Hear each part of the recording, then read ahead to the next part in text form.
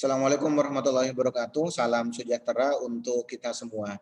Kembali di channel YouTube saya. Hari ini saya akan membahas materi pertemuan ke-9 di mata kuliah kecerdasan buatan.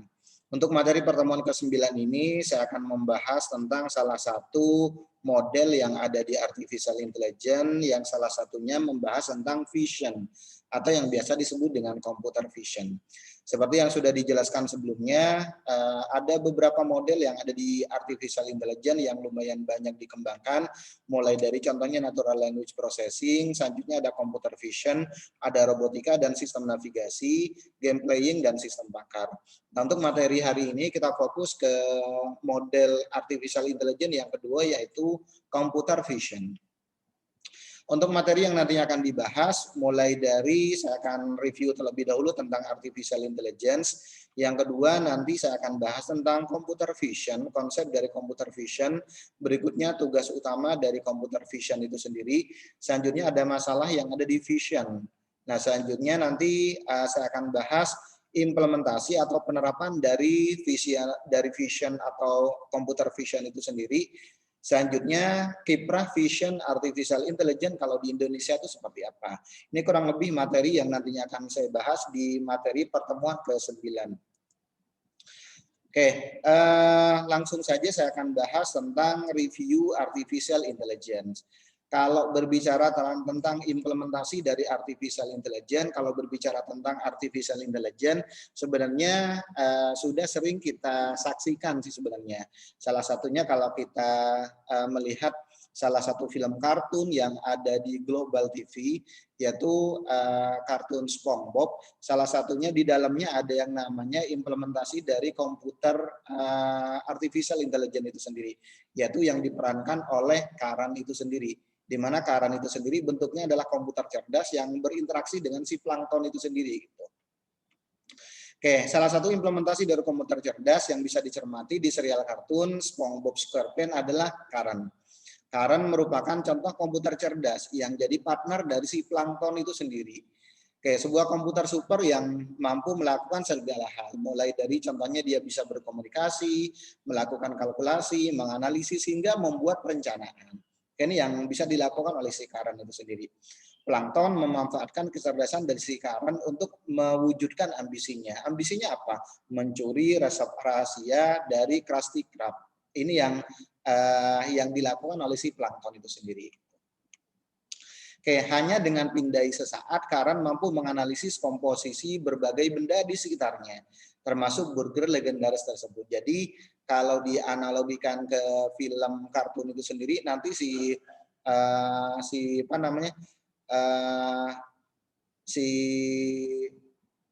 makanan itu sendiri nanti yang bentuknya adalah burger itu sendiri nanti akan dianalisis oleh si Karan itu sendiri, sehingga nanti dia bisa ngebaca komposisi dari si makanan itu sendiri.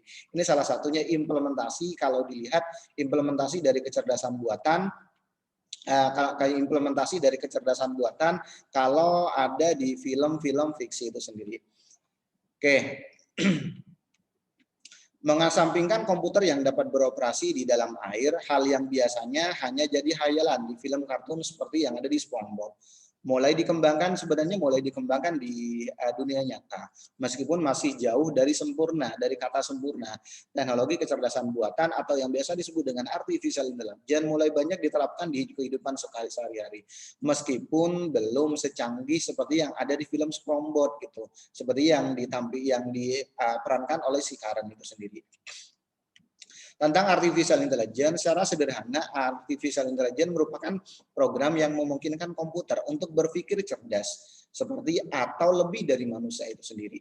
Dengan artificial intelligence, komputer nanti dapat berpikir, melakukan analisis, mengambil keputusan, hingga memecahkan masalah layaknya seperti yang dilakukan oleh manusia. Seiring dengan teknologi komputer yang makin berkembang, kehadiran artificial intelligence makin dekat dengan keseharian dari manusia itu sendiri. Contoh yang paling simpel, yang sekarang sudah kita nikmati sehari-hari, yaitu ada fitur yang namanya chatbot. Merupakan salah satu wujud dari penerapan artificial intelligence di cabang natural language processing sih sebenarnya. Jadi salah satu model yang ada di artificial intelligence ada yang namanya natural language processing. Implementasi sekarang yang banyak kita gunakan adalah chatbot yang nantinya akan kita bahas di materi pertemuan ke-10. Contoh lain di cabang natural language yang bisa kita gunakan adalah kita bisa melakukan translate dari bahasa Indonesia contohnya ke bahasa asing, contohnya ke bahasa Inggris atau ke bahasa-bahasa yang lainnya. Oke, penerapan artificial intelligence sebenarnya bukan hanya di bidang chatbot semata. Artificial intelligence juga hadir pada kemampuan mesin untuk melihat. Nah, ini yang nantinya akan saya bahas di materi pertemuan ke-9 ini. Contoh bagaimana Facebook mampu mengenali orang-orang yang ada di dalam foto yang diunggah, serta menyarankan untuk memberikan tag kepada orang yang bersangkutan, yang biasa dikenal dengan istilah deep Facebook ya. Ini salah satunya yang ada di artificial intelligence itu sendiri. Kemampuan ini merupakan penerapan dari cabang artificial intelligence lainnya yang disebut dengan vision artificial intelligence. Jadi ada model kedua yang ada di artificial intelligence di samping natural language processing ada yang namanya vision artificial intelligence atau yang biasa disebut dengan computer vision. Ini contohnya yang diterapkan di Facebook yang dikenal dengan istilah deep Facebook salah satunya. Oke, tentang pengertian vision, vision merupakan suatu aplikasi komputer di mana di dalamnya dapat mencakup navigasi robot nantinya, tugas manufaktur yang rumit, analisis citra satelit, pemrosesan citra medis dan lain sebagainya. Vision atau visi dapat diartikan sebagai suatu cara atau teknik untuk mentransfer sebuah citra menjadi informasi yang lebih berguna nantinya. Sekarang implementasinya pun lumayan banyak diterapkan. Oke, ini kalau berbicara tentang vision. Citra atau image adalah apa yang ditangkap oleh suatu alat perekam. Alat perekam gambar seperti kamera foto atau contohnya bentuknya video nantinya. Berarti ini lebih canggih lagi kalau dibanding dengan yang bentuknya kamera. Oke, kamera video menyajikan komputer suatu citra yang direpresentasikan sebagai butiran atau yang biasa disebut dengan titik dua dimensi dengan tingkat intensitas atau keabuan yang berbeda-beda yang nantinya akan disebut dengan pixel biasanya. Tiap pixel dapat memiliki informasi tunggal, contohnya seperti hitam atau putih, atau banyak informasi seperti nilai sebenarnya dari intensitas dan informasi warna nantinya. Sebuah citra visual dapat terdiri dari ribuan pixel pada prinsipnya. Jadi kalau dilihat dari gambar, itu terdiri dari ribuan pixel yang membuat gambar tersebut nanti akan berbentuk seperti itu. Ini salah satu pengertian dari pixel itu sendiri. Tugas dari vision ada beberapa hal yang dapat dilakukan terhadap citra atau tugas pengolahan citra. Yang pertama ada sinyal processing atau pemrosesan sinyal. Tujuannya untuk apa? Mempertajam citra, baik untuk penglihatan manusia maupun sebagai input untuk proses yang lainnya.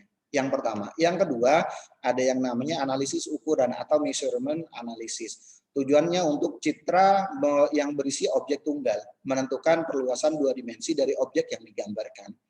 Yang ketiga, tugas dari vision yang ketiga ada yang namanya pattern recognition, pengenalan pola untuk citra berisi objek tunggal, mengklasifikasikan objek ke dalam kategori dari beberapa kemungkinan yang ada. Ini tugas vision yang ketiga. Yang keempat, image understanding, memahami citra.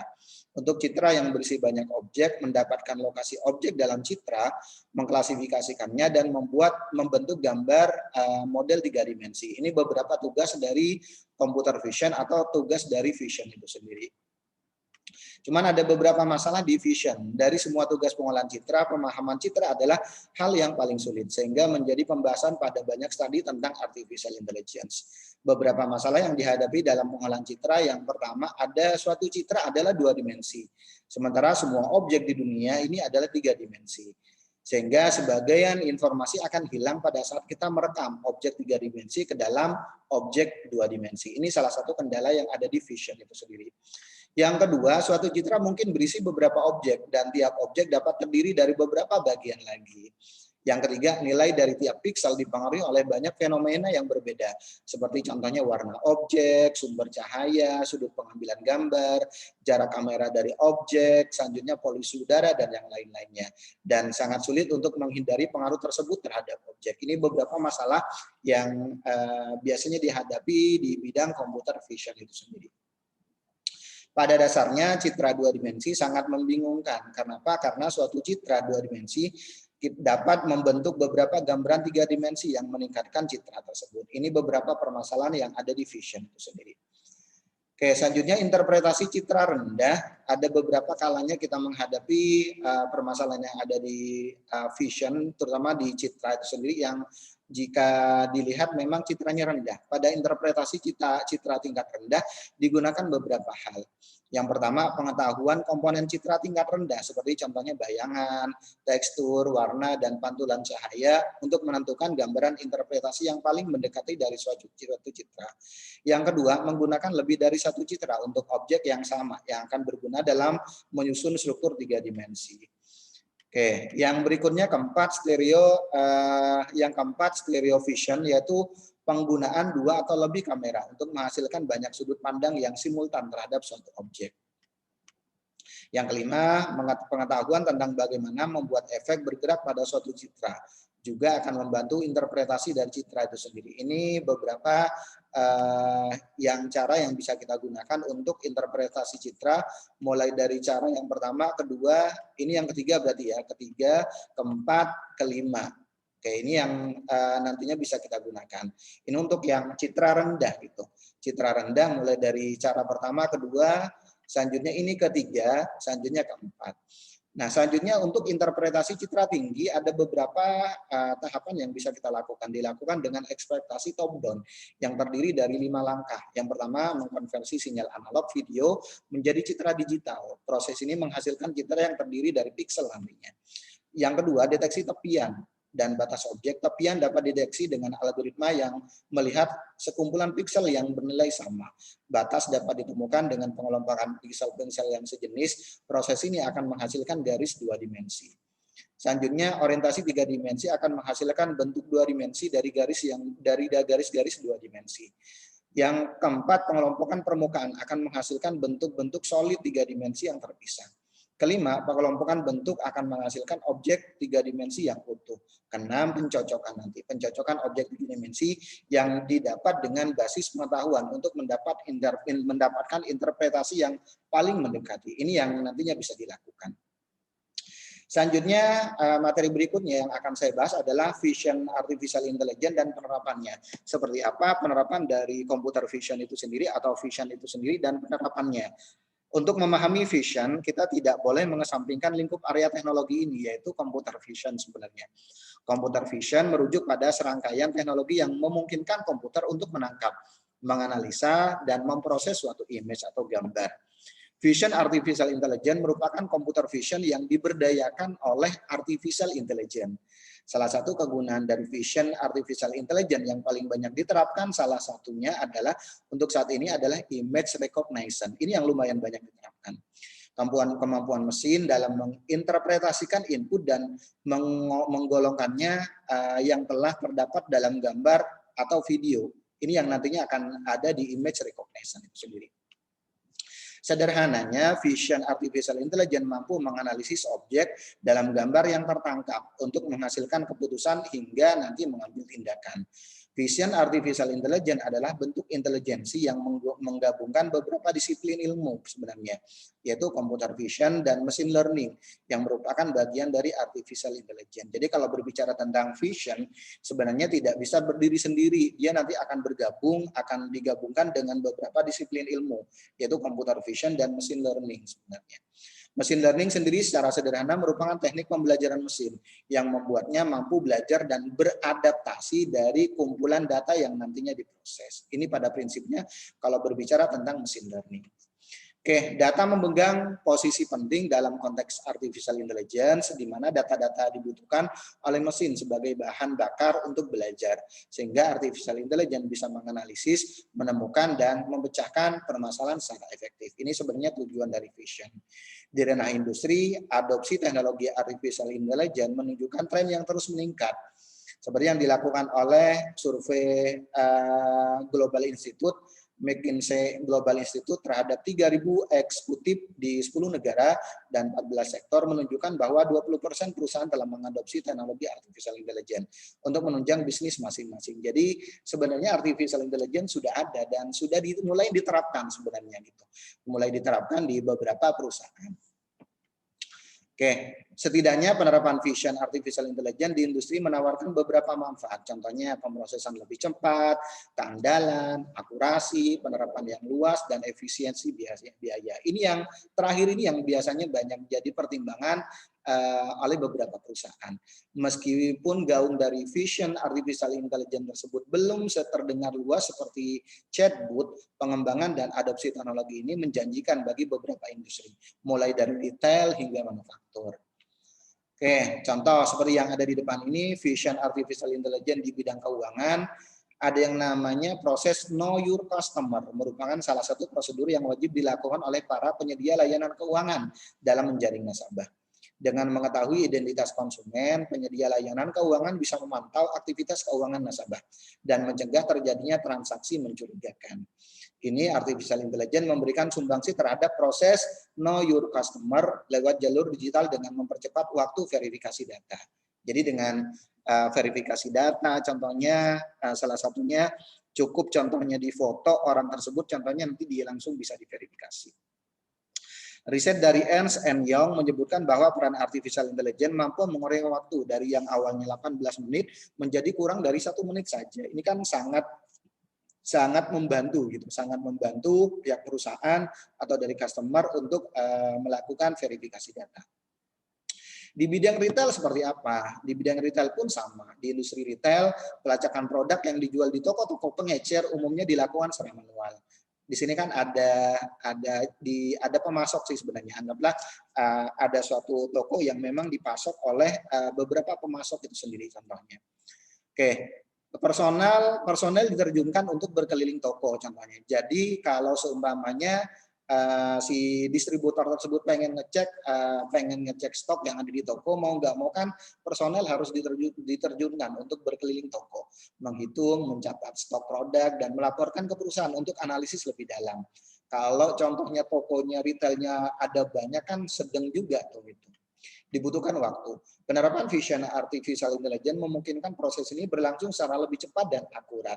Caranya seperti apa? Pengguna hanya perlu memotret rak produk dengan smartphone, mengunggahnya ke aplikasi, dan aplikasi akan membantu menganalisisnya. Hasil analisis akan menjadi insight yang berguna bagi perusahaan, akan jadi masukan yang berguna bagi perusahaan. Salah satu startup yang telah mengembangkan teknologi ini adalah namanya Track. Startup asal Singapura yang baru-baru ini bergabung ke dalam daftar unicorn, bahkan dia sudah masuk ke unicorn ya, gitu. Ini salah satunya. Jadi ada sebenarnya sudah diterapkan gitu sebenarnya. Di bidang kesehatan seperti apa? Vision di bidang kesehatan, implementasi vision di bidang artificial intelligence di bidang vision di ranah kesehatan telah dikembangkan untuk beberapa hal, mulai dari contohnya mengoptimalkan diagnosis hingga memperkirakan darah yang hilang saat mengalami luka. Adalah Gauss Surgical, perusahaan artificial intelligence yang mengembangkan Triton OR, sebuah tool yang membantu memantau darah yang hilang selama operasi sesar berlangsung. Ini salah satunya. Aplikasi yang dipasang pada iPad ini memperkirakan darah yang hilang dengan menganalisis spons operasi dan tabung suction yang ada di operasi itu sendiri. Ini yang dilakukan oleh cara kerja dari aplikasi yang ada di Vision itu sendiri yang dipasang di iPad ya, yang dipasang di iPad. Hasil analisis ini membantu dokter untuk mengambil keputusan atas tindakan selanjutnya untuk proses persalinan yang lebih aman. Kayak di bidang lain contohnya seperti kalau di bidang medis ada yang namanya X-ray atau computer vision yang di bidang X-ray yang biasa digunakan untuk ronsen ya salah satunya. Oke, selanjutnya vision di artificial intelligence di pertanian, vision artificial intelligence di bidang pertanian. Di ranah pertanian, penerapan vision artificial intelligence dapat membantu melakukan manajemen pertanian dan menilai kualitas hasil pertanian dengan cara mendeteksi penyakit pada tanaman, selanjutnya membantu memantau pertumbuhan dan mengidentifikasi sifat fenotipe tanaman. Yang ketiga, mengklasifikasikan. Selanjutnya nyortir tanaman berdasarkan kualitas. Ini kan sangat bermanfaat gitu. Belum dipanen, cuman sudah bisa disortir, dasarnya seperti itu. Slanreng merupakan salah satu perusahaan yang melirik bidang ini salah satunya.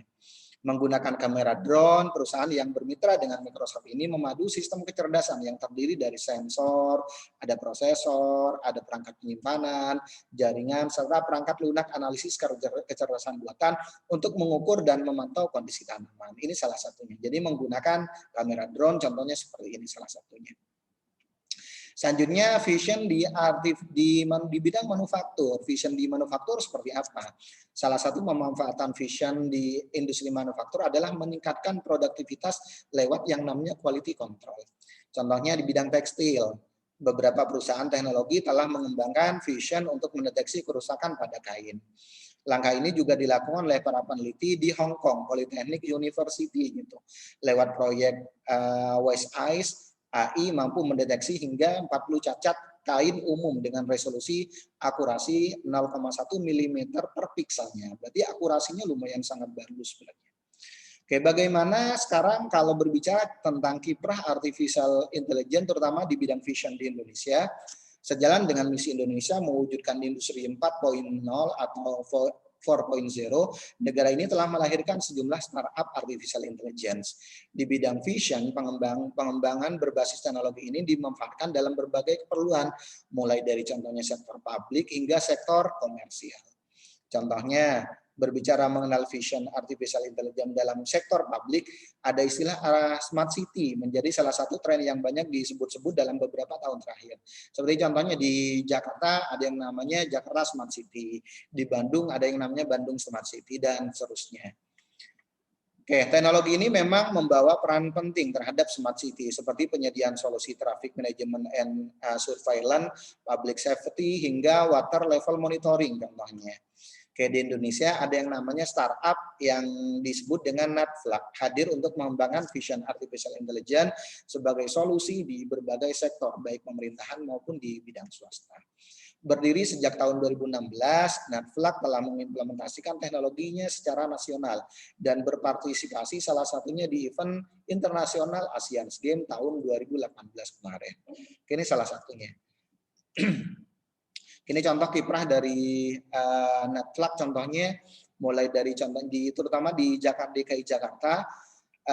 Ada Jakarta Smart City, contohnya di sini sudah dipasang contohnya CCTV di Pluit, selanjutnya di Asian Games, jasa marga tol dalam kota, dan yang lain-lainnya contohnya. Ini yang bahkan di debat Capres tahun 2019 pun sudah mengimplementasikan yang namanya NetFlux itu sendiri. Ini salah satunya. Oke, menurut CTO NetFlux, Faris Rahman, ada banyak solusi yang dapat diciptakan dari vision di artificial intelligence. Mereka kini telah mencari general pattern untuk mewujudkan solusi market yang lebih beragam nantinya. Pada September tahun 2019, NetFlux melakukan penandatanganan MOU bersama pemerintah Pemprov DKI Jakarta sebagai wujud kontribusinya mendukung implementasi Jakarta Smart City atau Smart City berbasis artificial intelligence. Oke, kerjasama ini mencakup beberapa pilar dari pembangunan kota pintar. Contohnya yang pertama ada smart mobility. Ini merupakan salah satu kerjasama di bidang optimalisasi pemanfaatan transportasi publik dan kendaraan pribadi yang ada di DKI Jakarta. Yang kedua, smart governance. Pengoptimalan penyelenggaraan pemerintahan dalam rangka transparansi penerimaan pemerintah Provinsi DKI Jakarta. Selanjutnya yang ketiga, smart living, memaksimalkan infrastruktur pemerintah dalam fungsi pengawasan terhadap volume air secara berkala dalam rangka pencegahan bencana banjir di wilayah DKI Jakarta. Dan terakhir ada yang namanya smart tourism, optimalisasi struktur pemerintah dalam mengelola data dan informasi terkait dengan kunjungan tempat wisata. Jadi kurang lebih ini contoh implementasi dari vision khususnya dari beberapa bidang, bahkan di Indonesia pun sudah ada yang namanya startup yang memang fokus di bidang ini, yaitu yang dikembangkan oleh NetFlux. Bahkan sudah kerjasama, sudah MOU dengan Pemprov DKI Jakarta dengan menggunakan 4 bidang ini, mulai dari smart mobility, smart governance, smart living, smart tourism, dan yang lain-lainnya. Oke, demikian penjelasan dari materi pertemuan ke-9 ini. Mohon maaf kalau ada kata-kata yang kurang berkenan. Saya akhiri. Assalamualaikum warahmatullahi wabarakatuh dan salam sehat untuk kita semuanya.